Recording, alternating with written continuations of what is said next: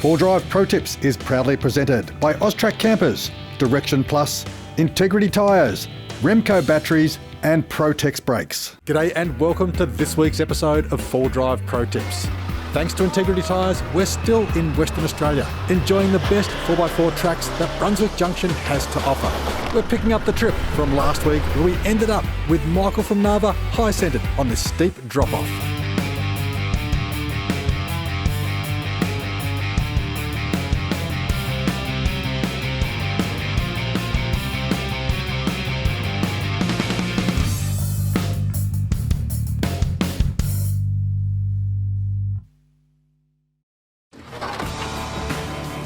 Bogged.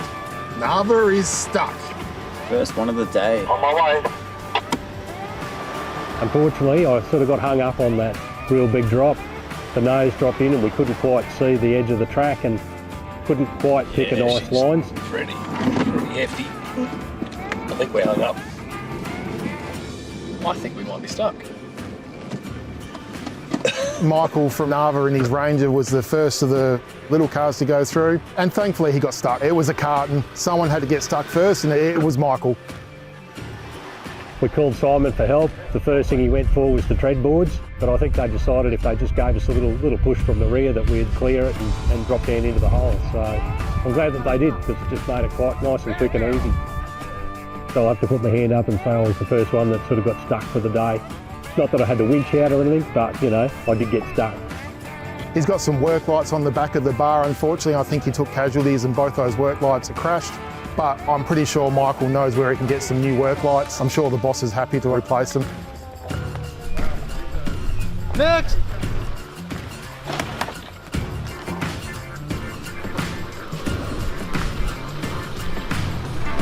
Go, go! Nice. Don't understand Michael's problem.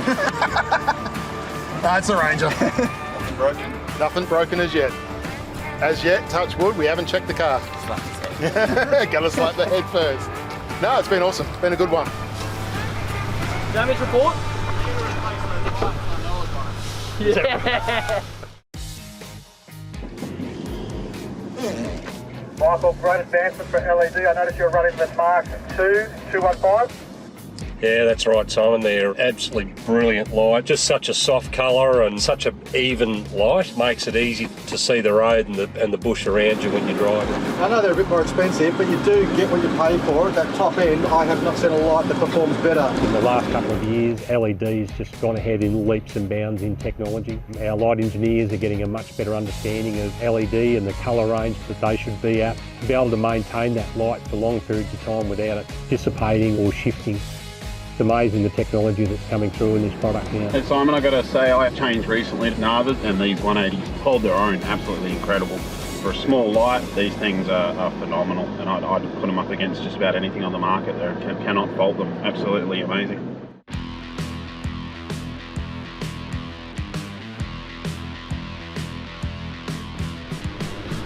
After that steep drop-off, put us into a pretty rutted, rocky sort of a descent.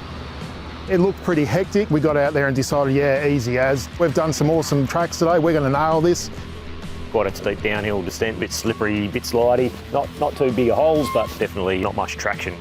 Letting the truck using gravity is sort of just sliding down the hill as opposed to driving down the hill. Yeah, that's an angle. Oh, a little bit of scrapey scrape there. I don't know what that was, but it didn't sound very good.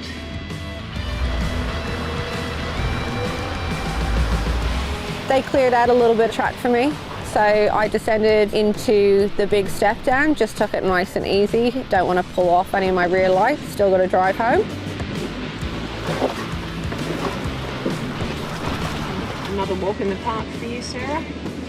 It's all in the car, babe.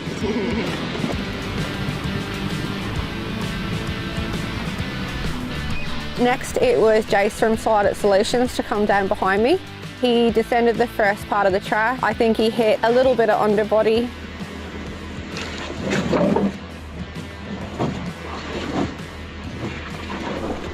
But he was taking it nice and slow, so nothing too crazy, no damage done.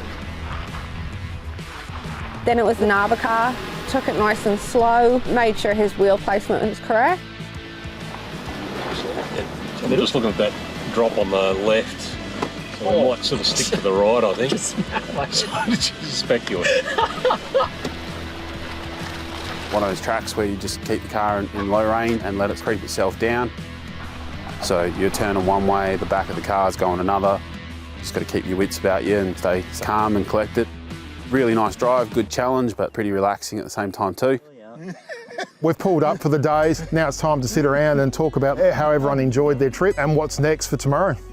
Considering the terrain and tracks we've tackled today, it's been pretty casualty free on the vehicles. Everyone's still looking predominantly in one piece. Today's been really interesting. It's been good to get out, try some different stuff.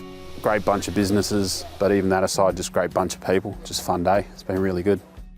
When we got to that hill, I really thought that we were going to be there till midnight. And a few of the other tracks during the day, I really thought we're not going to get out of here till very, very late at night. With Simon's guidance for the vehicles, it turned out really well and all cars made it up with minimal damage. Really awesome to go forward driving and have so much fun on a Saturday with such an awesome crew. Couldn't think of anything better to do. It's been a long day. Everyone's pretty tired. We've had a fair bit of travel today on top of a full day of wheeling with everyone. We've got another full day ahead tomorrow. What didn't happen today can always happen tomorrow, as they say, especially on the last day. I think it's fantastic for the WA four-wheel drive industry to be involved with four-wheel drive TV and give people the opportunity to see some of our fantastic countryside.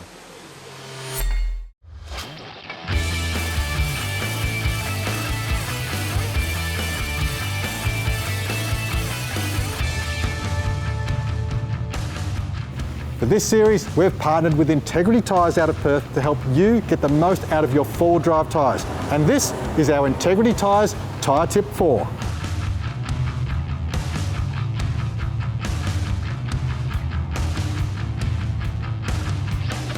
Everyone talks about how important it is to lower tyre pressures when you go off-road.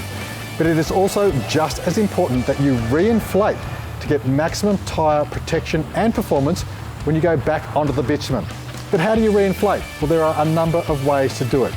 You might have a portable air compressor, which is fine. It will just be a little bit slower, but it's more convenient to move around your vehicle. You might have a vehicle mounted compressor, which means all you've got to do is run the hosing and move that from tyre to tyre. Or in our case with my Iveco, you might have a tyre spider, which is a central tank that you run your inflation to, whether it's on board or portable, and then you have 4 separate leads that run out to each tyre so you can inflate all 4 tyres at once. Now the benefit of that is twofold. First of all, you get all of your tyres inflated to the exact same pressure. Secondly, and of great benefit to myself, is if you are busy and have a lot of things to do, packing up camp and inflating 37s, running 4 lines to each tyre gives you a lot of time to walk away from the vehicle and get a stack of other things done in between inflating. And like my Iveco, if you're running 37s, they can take a stack of time to re-inflate. So guys, however you re-inflate, make sure you do it. Get your vehicle set back to the right road pressures and you'll have a safer drive home, as well as maximising the life and performance of your tyres.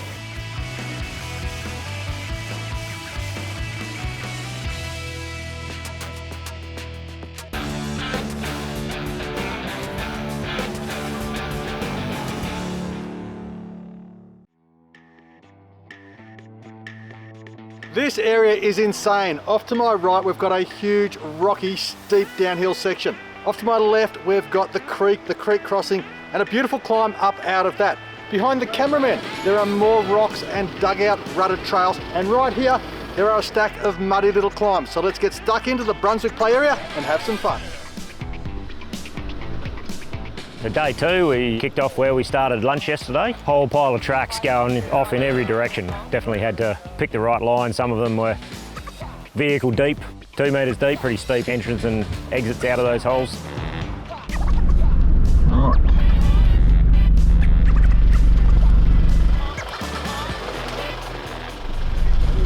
That's the first ladder. That was the rear drops in, nice and easy, just straighten up.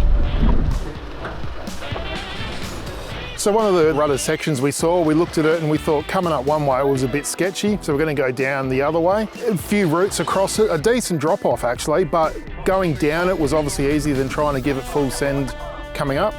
So we went straight down it, turned to the left a little bit, and we did this full loop back, and then there was this awesome rutted section which once you jumped into it, the ground was as tall as my window, so I could stick my arm out and touch the top of the terrain. It was one of the tracks which, again, looked a bit hairy for the vehicles with the smaller tyres. The two patrols we got with us running pretty big gear. Sarah had a go at it a couple of times, had it right on the limiter there at one point. Simon convinced me to drive a pretty hectic incline that was quite tight and narrow on either side, and the banks were probably nearly at the roof of my car sitting on 37, so you can tell how deep they were. I decided to give it a crack. I never back out of a challenge. Up I went, tried first, tried second, on the limiter a little bit. Decided that it probably wasn't such a good idea after I heard my passenger front door get a little bit crunched up. So I decided to reverse out of the track. I did try it twice with no avail.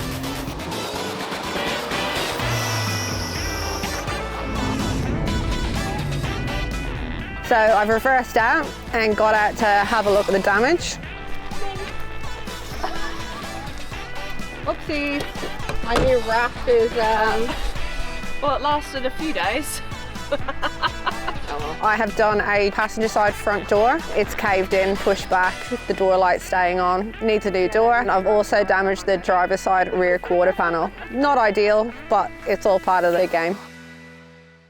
So after we'd come through the deep rutted section, we thought let's give this a go again and see if we can have a bit more of a challenging track. So went down the same track with the deep roots and drop off, gave it a good go around the left and up and around. Again, it was still muddy and sludgy and a bit of rock and roots and everything like that. And then there was an exit and we thought, I'm going to give this a go and test the Fortuna. So rather than going right, I stuck left.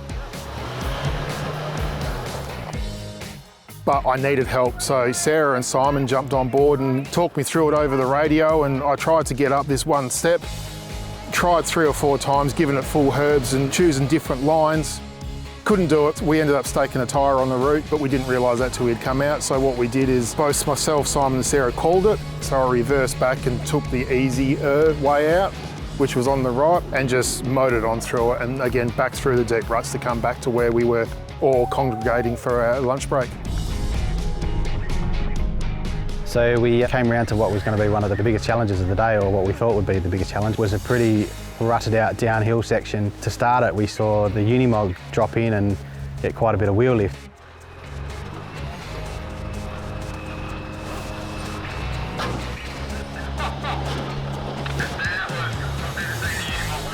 The smaller vehicles went around it. We actually watched the guys from Off-Road Living drop into this one, and was calling for a fair bit of track rebuilding. We had to prop it up quite a little bit, or we're going to drop this one on its side. So I was really worried about dropping into that. We got a bit more of an overhang on the truck and worried about that departure angle dropping into that first hole, but surprisingly it actually didn't hang up. Simon assured me we would have enough room, and he spotted me on the right line. We dropped into the first hole and that was sweet. And we moved on to the next section and dropped down into the really deep one. Dropped over the side okay, but then as the front wheel went down past that hole, the crust was broken and that was it. I stopped there for a sec and we could just feel it sinking. We were right over, sort of holding onto the doors to stay upright. We just paused for a sec, made a plan, filled in the hole, gave us the ability to pull back up on that side wall, and everybody jumped in and gave a hand. We managed to drive out of there with not too much effort and actually didn't do any damage in that section as well, which I was really surprised by. Sean and the Unimog head off and just sort of scout out the tracks and have a look and see where we were going to go to next. Definitely pretty handy having a vehicle like that around that can get up there and have a look, but also having people in it that realise that if the Unimog does it, doesn't mean everyone else is going to be able to. We're Sarah and Sean from West Coast 4x4 Recovery, and behind us is our Unimog. It is a Mercedes Unimog. It is a U1700 and it's ex-military, but she definitely lives up to her name and is an awesome rig. So this is an absolute weapon. No matter where you are stuck anywhere in WA, we have got the tools to be able to get you out. Bottle-hard winch, that's the starting point of this truck. It's a 20,000 pounds, 48 metres of 14mm cable. This is all done in-house at our workshop, so we've built this truck ourselves. So if you are bogged anywhere in Western Australia, just know that this machine is going to be coming for you. On the way in, I had a bit of a scout around just to make sure some of these tracks were passable by the less lifted vehicles. The majority of the boys here, it's a work car, it's a daily driver. It's also their promotional cars. The climb down into the river and then up out of the river is not really technical for us, but it's certainly going to give the boys a good run for their money, providing they put all their wheels in the right spots. If they don't, it's probably going to cause a bit of damage. But further up the hill, there's certainly a couple of big holes that, yeah, I'll dare say most of the boys will be driving around because they're car swallows.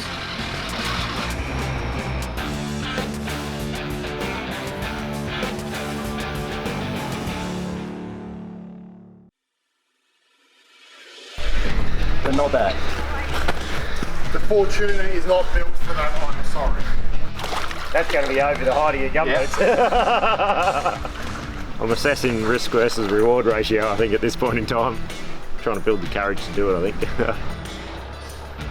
He couldn't see where he was going, so I opted to get out in front of it and give him a bit of a spot down. It just seemed that the further and further we got down this one, it didn't seem to get any better and it just got worse and worse. Standing at the bottom of it looking up, it looked borderline impossible. It's going to go one or two ways. We're either going to cruise through it or it's going to be challenging. About halfway up the hill there was quite a large rock off to the right-hand side. You had to aim left hand down to get your back end to swing around the back of the rock, otherwise it would have been a sill chomper. And then the last bit, it's pretty well full noise to get out of there. Couldn't work out what was going on here, but turns out we had no choice. We were all going. We had him in position. If anyone got stuck or we needed a winch, we could winch off the back of him. I don't know about you, but I've got my heart in my throat at the moment. So. Oh, he's going to do a bit of track building for us? A bit of track building. Right, so from here, we want noise all the way to the top. All right?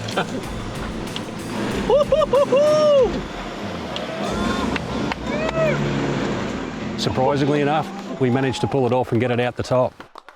Bit dodgy in a few spots, but with the right people spotting you, you can get through relatively easy without any damage. Do you want me to get a picture of that? Some great spotting from Sarah, and Andrew was also there from Off-Road Living. And halfway up the hill we had Simon, who pointed us in the right direction.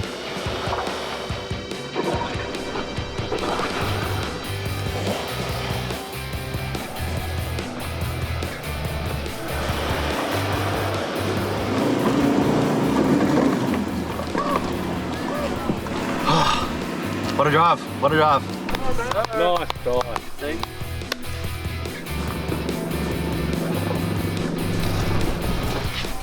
I need a tyre repair kit down here. How flat is it? A big split in the sidewall. Nervous as hell. This has taken me out of my comfort zone, so put my trust in everyone and send it and hope we don't break anything and we get up the top without any dramas. It's got it in the face. He had negotiated that hill very, very well with a tyre that was starting to deflate. We could actually hear it pumping out of the sidewall as he was bouncing up the track. Holy If this thing had a limiter, that would have been it. At least it's flat now. You got to sort of navigate around the big rocks sticking out, which involves a bit of strategically letting the car sort of slide its way around, navigating the ruts and letting it move in the way it needs to. I definitely think that the Black Dog car won best drive up the hill. He really went for it, and when he got to the top, it was an off-camber right-hand turn, and he did have some big wheel lift. Thanks, Victor, well done. Pretty proud of myself. I think I handled it and controlled the car really well. Got my top two navvies in the car with me. Turbo's a great spotter. He's pretty good at running winch ropes. Bit of tyre clean.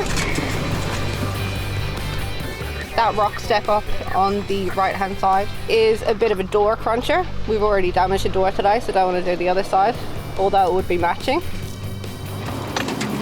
Too easy. Andy did a great job spotting actually. The heart was probably pumping a little bit harder than normal, but we got through all right, but that's the easy bit I think. Probably our length getting around that rock. You've got to go out wide to the left, but getting over that top lip I think is also going to be maybe an impossible task. We'll see.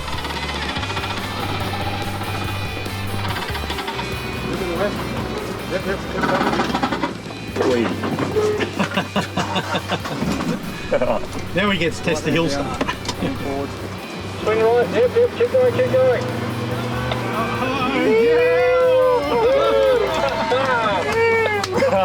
Nice. Oh, this truck has been surprising, eh? I did not think it was going to do that at all. That's awesome. Holy Oh, that was a wild ride. Oh, is that supposed to be on this corner? Oh, and another clearance light. Yeah. Oh, no. Rather than trying to change it on the track, we're just going to stick a couple of tyre plugs in.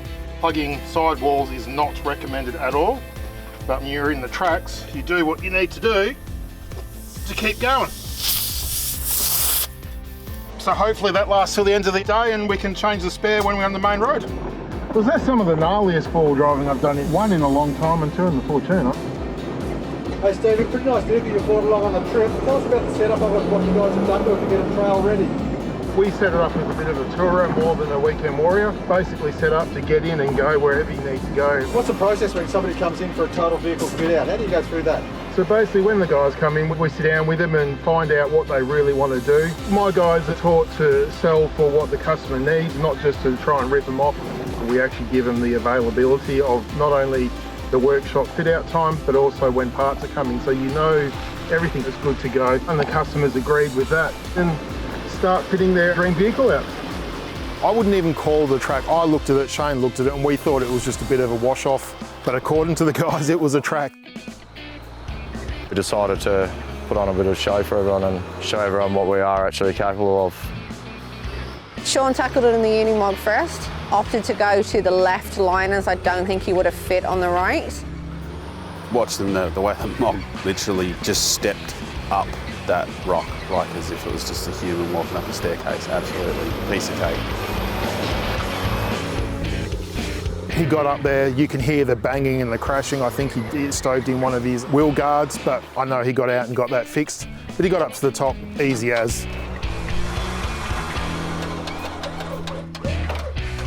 Well, that went better than planned. And then Aaron, the camera car, who's been the test dummy for most of the weekend, decided he'd follow up in his 4.5 litre Nissan Patrol. He's twin locked with reduction gears.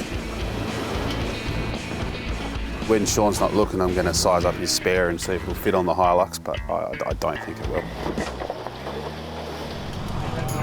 It's been great. We had a really good meet with some of the local four-wheel drive scene on Friday night at the Oz Four-Wheel Drive Equipment Store. I think it set the weekend off nicely, heading into Saturday, getting out to come around for four-wheel drive, all prepared by West Coast 4x4 with the tracks and that they lined up for us. Some awesome tracks. Sarah and Sean have nailed it with the tracks. It's been an awesome weekend. I tell you what, I can't wait for it to be done again. I really want to thank everybody making this weekend happen, and I hope you really enjoyed the content. Thanks to Simon and the crew for a great weekend. Hopefully we've shown him some of the best parts of four-wheel driving in WA and we want to come back again soon. We've had so much fun this weekend. I haven't been able to get the smile off my face all weekend, and no doubt you'll see that in some of the footage today. We had some awesome weather, we had some awesome driving, we had a bit of panel damage here and there, nothing major. Overall, absolutely top weekend. Can't wait to do it again. Thank you for tuning in to another big episode of Simon Christie's 4-Wheel Drive Pro Tips. Jump onto 4wheeldriveprotips.tv for more information, and make sure you follow 4Wheel Drive TV on Facebook, Twitter, Instagram, Reddit and YouTube. I'm Simon Christie. Thank you for joining us. And remember, if you've got a 4-wheel drive, get it set up, get out here and use it. We'll see you next week. 4-Wheel Drive Pro Tips is made in Australia with the support of Austrac campers. Heading off-road, do it in comfort and style. Direction Plus, the first line of defence for your diesel engine. Integrity Tyres, Perth's #1 off-road tyre and wheel specialist. Remco Batteries, energy anywhere. And Protex Brakes, braking built tough for off-road conditions. 4Drive Pro Tips is proudly presented by Austrac Campers, Direction Plus, Integrity Tyres, Remco Batteries and Protex Brakes.